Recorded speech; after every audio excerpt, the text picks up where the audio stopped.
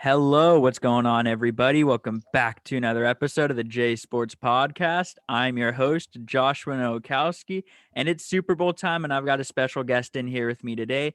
Today, I got Danny Stipanovich. Danny, how you doing today? I'm good, Josh. Thanks for having me on. This is the best weekend in sports, so I'm Yes. excited to talk about it. Yes, I'm very excited to talk about it. But just before we get into Super Bowl predictions and preview and all of that, the night before is the awards ceremony. There's a couple awards I want to go over and get your opinions on. The first one being the MVP awards going out Saturday night. The two top candidates are Aaron Rodgers and Patrick Mahomes. In your opinion, who walks away with the MVP this year? I feel like this whole season, it was really like a toss up the whole season who could get MVP. I remember Russell Wilson was really in the mix, and then he hit their offense just fell off. I remember after that Kyler Murray, Hail Murray, I remember I was saying, yo, this dude's for Yes. real. He could win it. Then their offense fell off. And then I was gonna say Tom Brady halfway through the season. I felt he was in the mix, but he couldn't win the big games. And so the one person who really stood out to me this whole season was Aaron Rodgers. I think it's got to be Aaron Rodgers. I mean, he led the NFL in completion percentage at 70% and led the NFL in touchdowns too. His passer rating at 121 is the second most in NFL history. So I feel like it's got to be Aaron Rodgers and Mahomes. He had the best record, but they weren't blowing out teams. Um, the last 10 games, they were like 9-1 against the spread. So they weren't blowing anyone out. So for me, it's got to be Aaron Rodgers. Look, Danny bringing in the stats here, man. I as a Vikings fan, I grow up hating Aaron Rodgers. I still do, but he deserves the MVP as much. Like, you can't even make really a case for Mahomes. I really think it's Aaron Rodgers MVP this year. He's had a great Yeah. year. Not the way he wanted it to end, but I'm sure he'll be And happy to that's a take different home. story. That game's a totally different story, but He's lucky playoffs don't count. right? I know. And then for a while, a lot of people were on the Josh Allen train too. I mean, Oh, I would. I didn't bring it I on. was for a while I was like Josh Allen, Kyler Murray, like, man, it's gonna be a young guy winning this MVP. I was like, this is gonna be cool. And then Aaron Rodgers, just he was the most consistent one out of them. But Yeah. yeah, I'm right there with you that it's Aaron Rodgers MVP. The other one, being a Vikings fan and having a finalist in this award, is the Offensive Rookie of the Year. You have Justin Herbert, who had a sensational season, and Vikings receiver Justin Jefferson. And I think those are the only two for offensive. But who out of those two, who do you think's going home with it? Hey man, I know who you want me to say. JJ, he had a crazy season. I think like the fifth receiver off the board, and he's just putting out monster stats. But I gotta go with Justin Herbert, mostly because he went through so much overcoming that bonehead Anthony Lynn, who finally got fired. I mean, they had leads over KC, New Orleans. I don't have the teams up. I remember the Broncos. Oakland. They were up like 21. Mm-hmm. And yeah, I remember this one Oakland game. They're up like 2 touchdowns, and I had money on the Chargers. And Anthony Lynn runs the ball like 12 times and only allows Herbert to throw it twice the entire second half. And I remember I'm going crazy sitting down. They end up winning the game. They cover the spread too. So I made it out. But I remember saying, yo, this Anthony Lynn, he doesn't know what he's doing. But and also Justin Herbert, he wasn't supposed to start the season. If you remember, he came in Yeah. what game was it? Against Week, Kansas City? yeah, it was week 2 or week 3. Yeah. Yeah, week 2. Tyrod Taylor punctures his lung, and Mm-hmm. Justin Herbert comes off the bench and goes up against Patrick Mahomes, and they're leading that game, I believe. And of Yeah. course, they blow the lead. They almost But won that one. Yeah. yeah, I think they only lost by a field goal. Yeah, in So overtime. Yeah. it was overtime too. Yeah, That's that one was insane. overtime. Yeah, that I remember checking in on that game, being like, "Oh, well, Chargers are going to get blown out." It's Kansas City. It's a rookie quarterback who had 2 minutes before game time, knowing he was the starting QB. But Herbert held his own. But Yeah. and so I think Herbert will win. But I'm gonna make my case for Jefferson, and he has one All right. thing. He has one thing on Herbert, but I think it's a legit thing. But I don't think it's gonna matter. Um, Herbert broke a bunch of rookie passing records. But if you look at that, every 2 to 3 years, those records are broken. It was Baker Mayfield with the touchdown. Then it was Andrew Luck and RG. You had a ton of it. It's every 2 years these records are broken. And not to say that Herbert had Herbert had a really good year, but Justin Jefferson broke the receiving record for most yards in a single year. That record was in 2000 with Anquan Boldin. That was 20 years ago. So the one thing, it'll probably go to Herbert. I want it to go to Jefferson because, he broke a record that was 20 years in the making. But I didn't know that. That's a great yeah, stat because I mean, how many rookies do we see? It takes them 5 years for them to actually produce. I mean, yeah, JJ had a crazy year. yeah, That's a really good stat to bring up. But I feel like Herbert, he broke so many records. he did. I don't And have it in front of me. Yeah, he almost all of them. He broke almost all the exactly. rookie ones, and on top of that, that award mostly will always go to a quarterback, no matter what. I think the last receiver, I think Odell Beckham won it as a receiver his rookie year, but other than that, it normally goes to a quarterback, and it'll go to Herbert. I already have a feeling, but they both had great rookie years and both have very bright futures. Oh yeah, I'm excited for both players. I'm excited to see what Staley does with the Yeah, Chargers, and I'm excited to see what Thielen and Jefferson are going to cook up next season with another yeah. year. Right. Hope it's good. But we had a pretty big trade happen last weekend where Jared Goff and Matthew Stafford were traded, which sent Stafford to the Rams, and you had Jared Goff go to the Lions along with two first round picks and a third round pick going to Detroit. I just wanted to get your thoughts on that trade because that came out of nowhere. Yeah, I mean, you rarely see quarterbacks like this on the market. And in the same offseason, we got Stafford and Watson on the block. That's just crazy. And I think I feel like it was a win win. I feel like Detroit, it was time to move on. 10 years, it wasn't working out. And they were able to get, like you said, 3 picks out of it and Jared Goff, who should be decent enough. But I feel like this is a huge win for the Rams. I don't know where you stand on what you think Stafford is, but I feel like it's such an upgrade from Jared Goff to Matthew Stafford that the Rams have to be Super Bowl contenders. I mean, I'll bring up a couple stats. The teams that I watched the most were the Rams, Chargers, and Bucs this season. And man, trust me, Jared Goff was so terrible. He was 23rd in QBR under pressure, and then with no pressure, he had four more seconds to throw the ball. He was 32nd. Oh my So he gosh. couldn't do anything So wait, he under was pressure worse without with more pressure. time. Yeah. Oh my gosh. Wow. I didn't I know mean, that one, but I knew it was bad, but I didn't know it was that bad. yeah, Yeah, it I was just a hot mess. If you take away his first read, he didn't know what to do. yeah. I could just go down the list of how terrible he was, but but the Rams, they just don't value their first round picks. I think that's another big thing. And they bank on their late round picks. Another reason why I think it's going to work is because they're hitting on all their third round picks, second round picks. I could go through a list. John Johnson, the third Yep. best safety in the NFL, he was a third round draft pick. Hmm. Darius Williams, the fourth best cornerback, undrafted.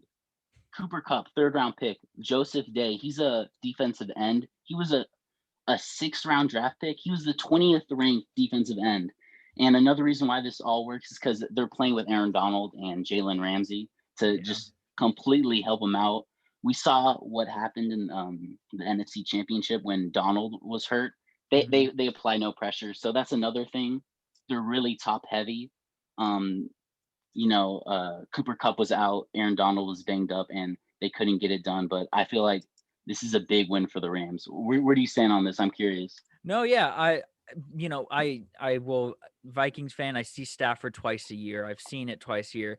He is he's a good quarterback.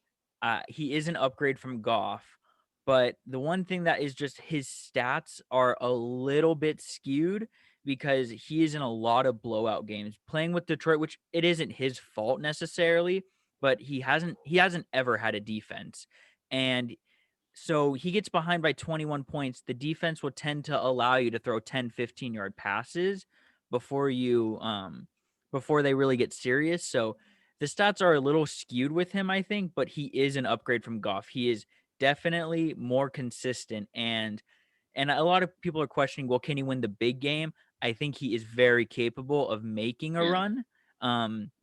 But I Yeah. think See, we don't know. yeah, We never it, saw in Detroit. Yeah. yeah, you saw he's played 2 playoff games, and they were on the road against Green Bay, and I think the other one was Dallas when and Yeah. they And I saw that they were like a touchdown underdog, and he covered both.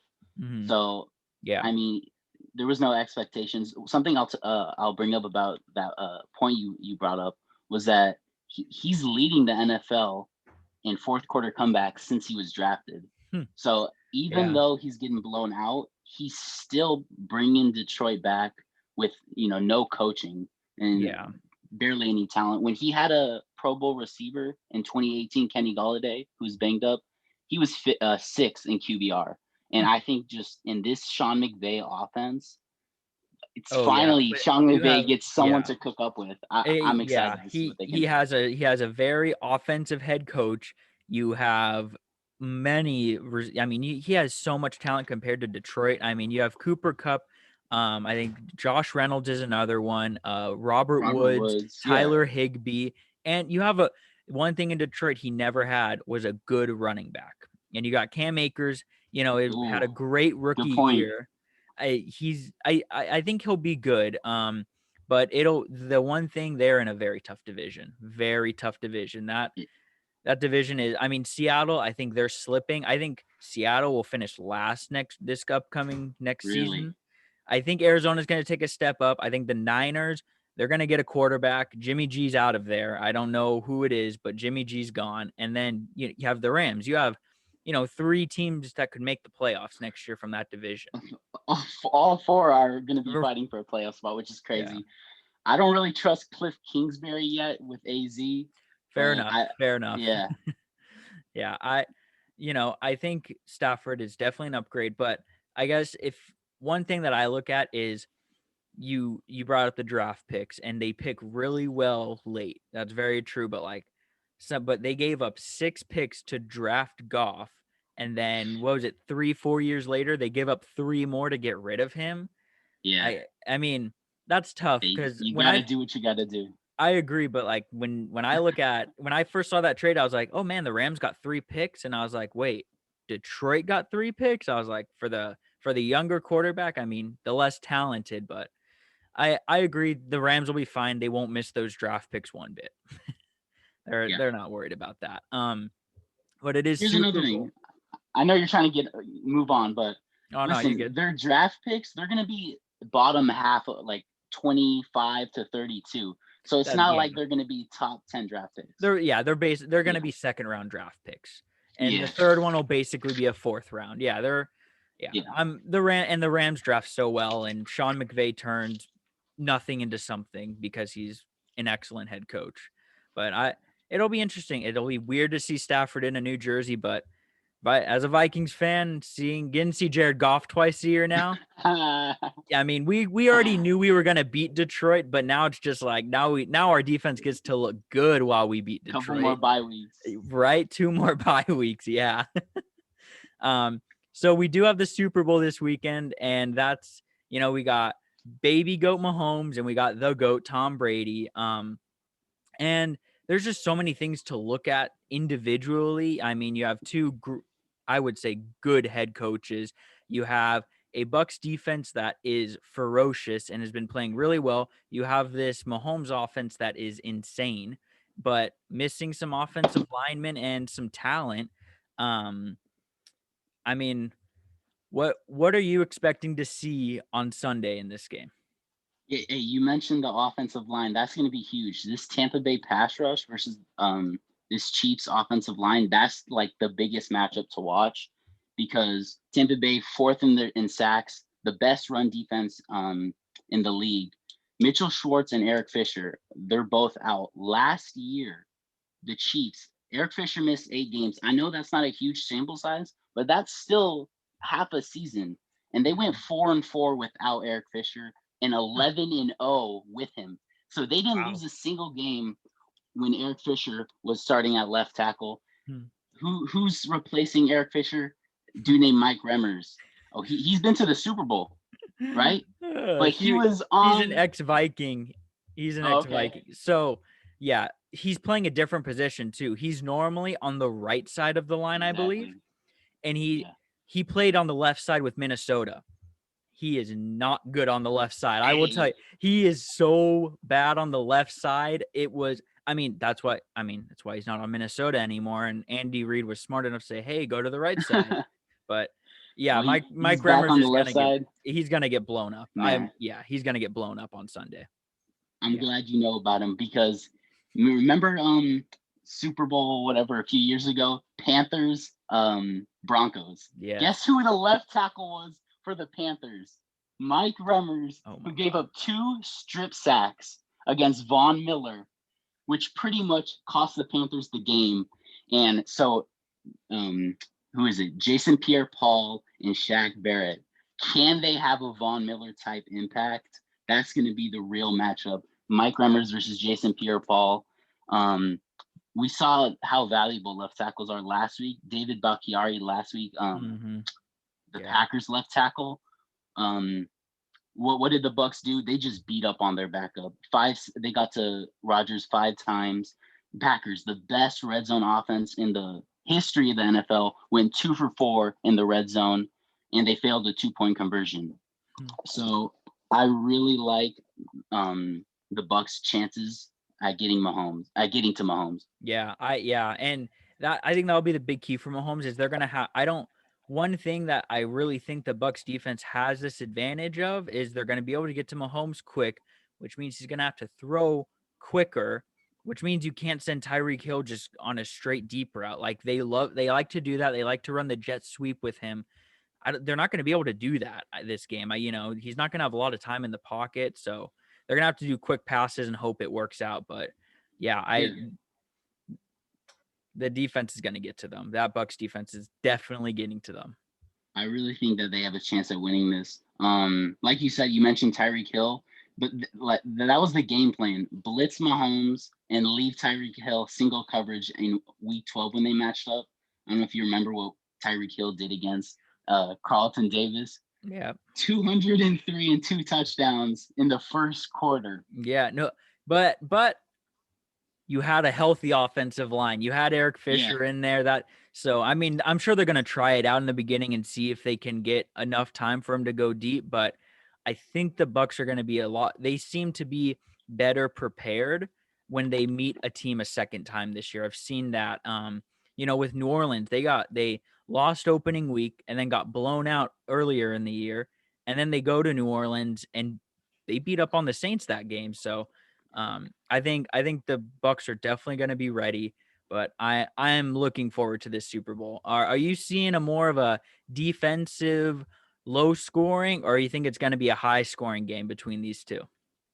I think as much as this Tampa pass rush is for real, I feel like it's still going to be a high scoring game because I feel like Brady can put up points on this Kansas City defense, and Mahomes he threw for like 50 times against the Bucs, and you can't run against the Bucs.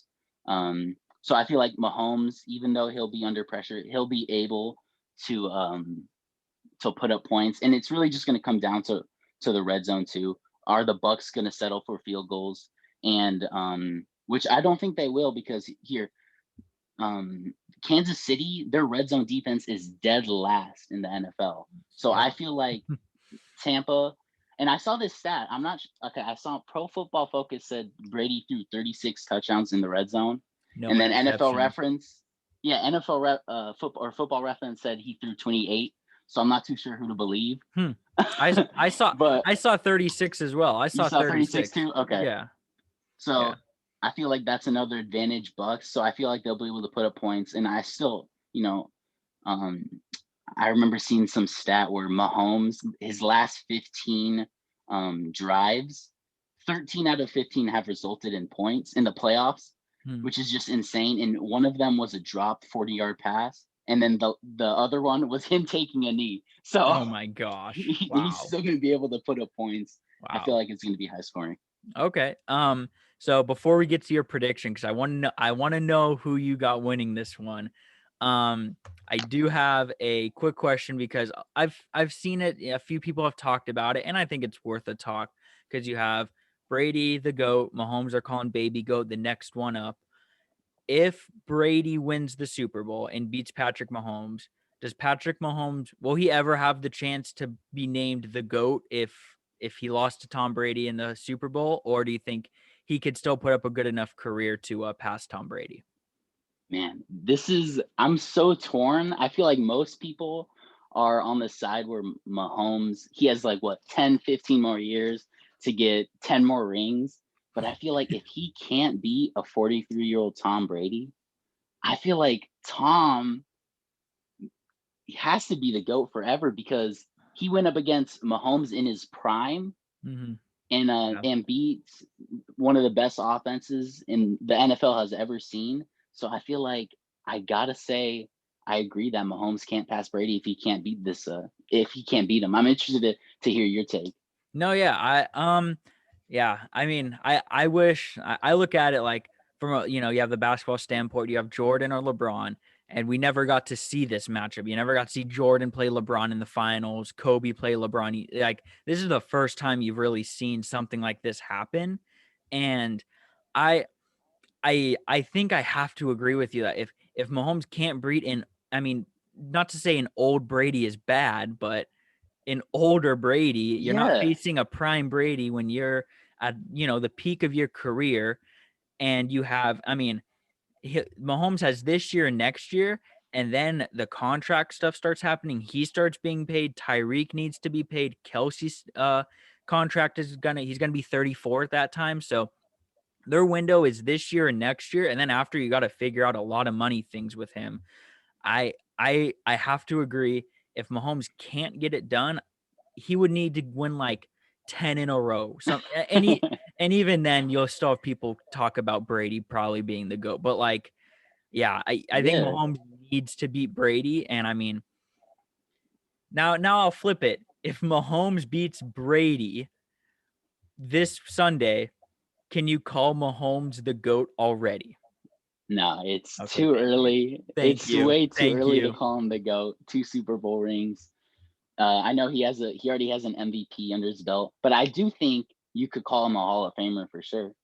I feel Okay, like okay, two Super Bowl MVPs, two Super Bowl wins, a regular season MVP. I feel like he's already a Hall of Famer if he wins this okay. Sunday. I would agree with Hall of Famer, and yeah, not the GOAT yet, but I think it was Yeah. maybe like Colin Cowherd or someone said if he won, he would, and I was like, you're full of bad takes all the time, but that's fine. Yeah, but I would say he is a Hall of Famer. I mean, if like he just like retired after next year with two Super Bowls, two Super Bowl MVPs, a regular season MVP, I think it would happen. I think people would be Yeah. upset, but I think it would happen. Um, but we are at that time, Danny. Sunday, it's going down Super Bowl 55. Who is hoisting the Lombardi Trophy? Listen, man, this is the toughest game to predict because I've been a Bucs fan for like the past 5 years. I got my boy Mike Evans jersey hung up on the wall, and I feel like you're just not allowed to pick against your team like that. So I mentioned the pass rush. I think it's going to get to Mahomes. The Chiefs, they haven't been blowing people out. I know they blew out the Bills, but I mean, Josh Allen, he hasn't proven anything in the playoffs. So I really think that this pass rush can get to Mahomes. Shaq Barrett, JPP, they're going to have a huge play like Von Miller. Brady, he's been on such a difficult ride to get to the Super Bowl and to have 2 weeks off at home. We didn't even get to the home playoff advantage or the Oh, home I'll field I'll advantage. throw I'll throw I'll talk about it. We can talk about Okay, that too. We can talk about it. so I feel like the Bucks they went to the Superdome, they beat New Orleans, they went to Lambeau Field, they beat Green Bay. They're confident. I gotta go Bucks 32-31 upset Ooh. over KC. Oh, 1 point victory. Is it Yep. is it a Brady final drive or is it Mahomes can't get it done drive? It's a Brady final drive. It's Okay. gonna be similar to Week 12. Okay. Mahomes they're gonna try and milk out the clock, but this time the Bucs are gonna get a stop, Oh. and Tom Brady's gonna take him down the field for a go-ahead field goal. Alrighty. Okay. All right. I like that. I like that. Yeah, very valid, very good points. Also, I believe, I mean, I think it said he was limited in practice, but I think Antoine Winfield Jr. and AB are gonna be playing. I would be They're shocked. expected to play. Yeah, I would be shocked if they didn't play. So they're getting healthier. It seems like the Chiefs are less healthy. I But mean, hey, don't ask me if I'm confident in my pick. Please don't, because I feel like KC they have a good shot at blowing the Bucs yeah. out, blowing them out as well. And all these points could just be me talking, but we'll see. We'll see Sunday. Okay, yeah, I think okay, so I see the defense really get into Mahomes early.